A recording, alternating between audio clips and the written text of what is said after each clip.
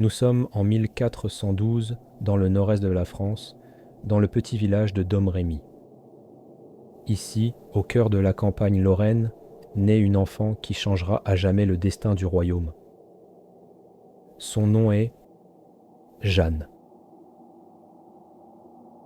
Jeanne voit le jour dans une famille modeste mais respectée.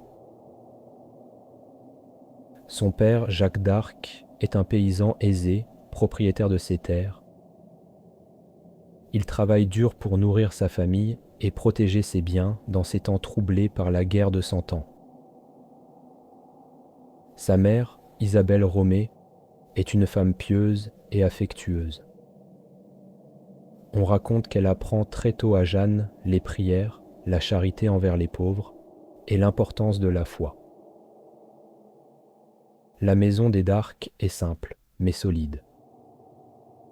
On y trouve une grande cheminée autour de laquelle la famille se réunit. Jeanne y passe ses jeunes années, entourée de ses frères et sœurs.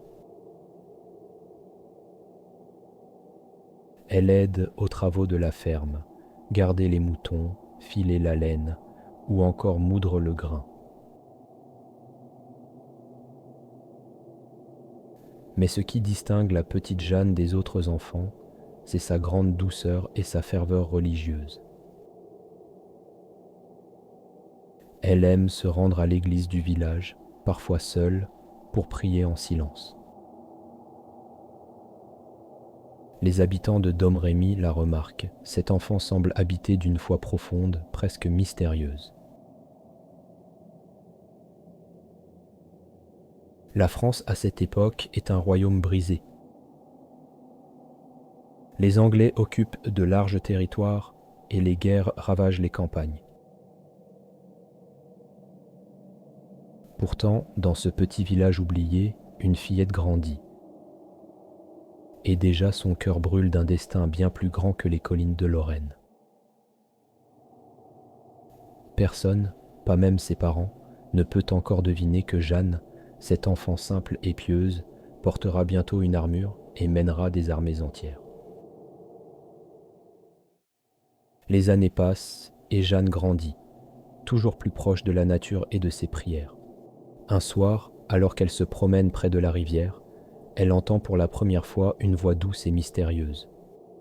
Cette voix lui parle de courage, de justice et d'une mission à accomplir pour le royaume de France. Au début, Jeanne hésite. Comment une simple fille de village pourrait-elle changer le cours d'une guerre? Mais la voix revient, jour après jour, dans ses rêves et ses pensées. Elle lui montre des visions de bataille, d'armées en mouvement et d'un royaume à libérer. Les habitants du village la voient souvent absorbée, comme si elle écoutait des secrets que nul autre ne pouvait entendre. Sa mère, inquiète mais respectueuse, la guide dans la prière et l'enseignement des valeurs de foi et d'honneur. Son père, lui, l'encourage à être forte et droite, et lui transmet le sens de la responsabilité. Petit à petit, Jeanne comprend qu'elle n'est pas comme les autres enfants. Chaque action, chaque choix, chaque prière semble préparer son cœur pour un destin extraordinaire. Et un jour, elle sait qu'elle devra quitter le village, partir pour le royaume, et écouter pleinement l'appel de cette voix qui l'accompagne depuis l'enfance. Elle sent que le moment approche, que son voyage hors du village et vers son destin exceptionnel est sur le point de commencer. Les années ont passé, et l'appel des voix guidant Jeanne se fait de plus en plus pressant. Un matin, elle comprend qu'elle ne peut plus rester dans le calme de Domrémy. Il est temps de partir, de répondre à cet appel mystérieux qui lui promet un destin hors du commun. Elle dit au revoir à sa famille, le cœur lourd mais déterminé. Sa mère la serre dans ses bras, murmurant des prières pour sa protection. Son père lui tend son épée, symbole de courage et de responsabilité, et lui rappelle la force de son cœur. Jeanne s'engage sur les chemins de Lorraine. Les routes sont sinueuses et parsemées de villages endormis, de rivières scintillantes et de forêts silencieuses. Le vent caresse ses cheveux et elle écoute chaque bruit, chaque murmure de la nature, comme si le monde lui parlait. Après plusieurs jours de voyage, elle atteint Chinon. La ville est animée, pleine de soldats, de marchands et de conseillers affairés. Malgré l'agitation, Jeanne avance avec assurance vers la cour du dauphin, Charles VII. Lorsque ses yeux rencontrent ceux du jeune dauphin, un silence respectueux s'installe. Les conseillers doutent, intrigués par cette jeune fille qui ose réclamer audience. Mais Jeanne parle avec une conviction tranquille. Elle raconte les visions qu'elle a eues, l'appel qu'elle a reçu et la mission que le royaume attend d'elle. Le dauphin l'écoute attentivement. Il sent dans ses paroles la force d'une foi et d'un courage exceptionnel. Dans le cœur de Jeanne, l'espoir et la détermination grandissent. Elle sait que le chemin sera périlleux, mais que son destin est désormais lié à l'avenir de la France. À Chinon, Jeanne commence à comprendre l'ampleur de sa tâche. Elle n'est plus une simple fille de village. Les paroles de ses voix la poussent à agir pour libérer son pays. Les conseillers et les nobles restent sceptiques, mais le dauphin lui accorde sa confiance. Il lui confie une armure et quelques soldats pour l'accompagner, un petit contingent chargé de prouver sa valeur. Jeanne accepte avec humilité, mais dans son cœur brûle une détermination sans faille. Elle parcourt les routes de France avec son groupe, traversant champs et forêts, villages et rivières.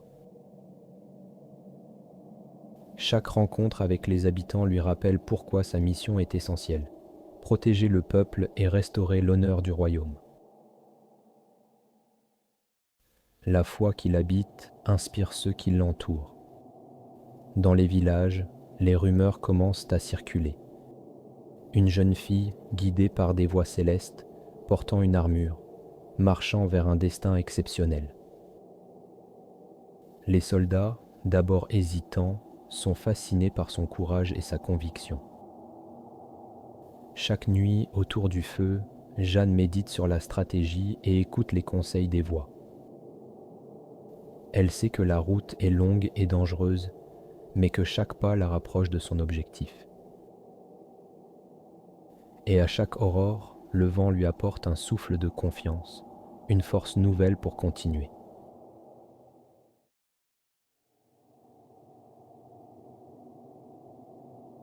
Le moment tant attendu arrive. Jeanne, à peine adolescente, se tient devant ses premiers soldats. Ils l'observent avec curiosité, certains sceptiques, d'autres intrigués par la confiance qui émane de cette jeune fille. Avec calme et détermination, Jeanne leur parle.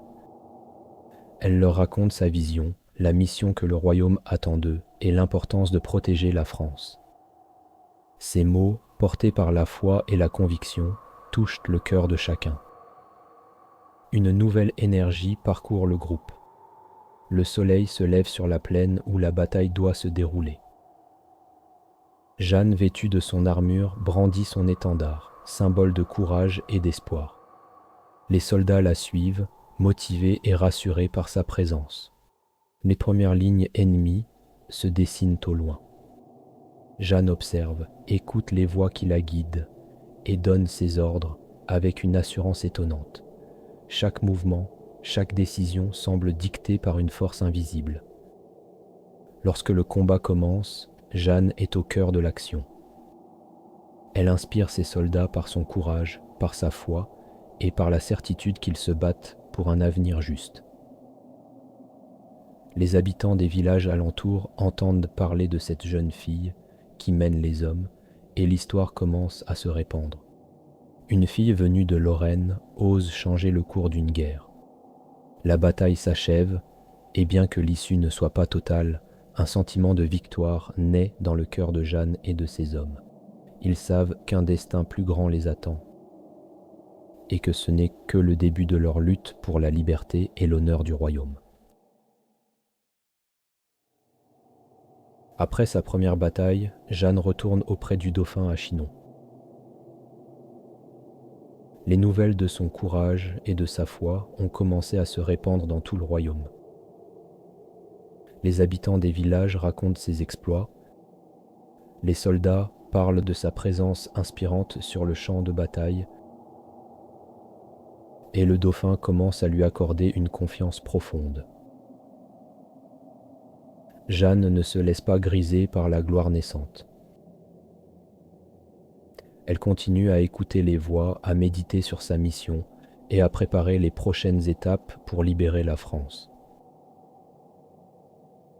Chaque rencontre avec les conseillers et les seigneurs est l'occasion de montrer sa détermination et sa clairvoyance. Dans les campagnes, les soldats qui l'accompagnent racontent comment cette jeune fille s'est guidée avec sagesse et courage. Elle devient rapidement un symbole d'espoir pour un peuple épuisé par les guerres et la famine. Les stratégies de bataille deviennent plus précises et Jeanne commence à organiser des groupes de volontaires pour défendre les villes et protéger les villages. Sa présence seule suffit à redonner confiance aux troupes et à intimider l'ennemi. Malgré les défis, Jeanne sent que sa mission se précise. Elle sait que la route sera longue et semée d'embûches, mais que chaque pas la rapproche de l'accomplissement de son destin.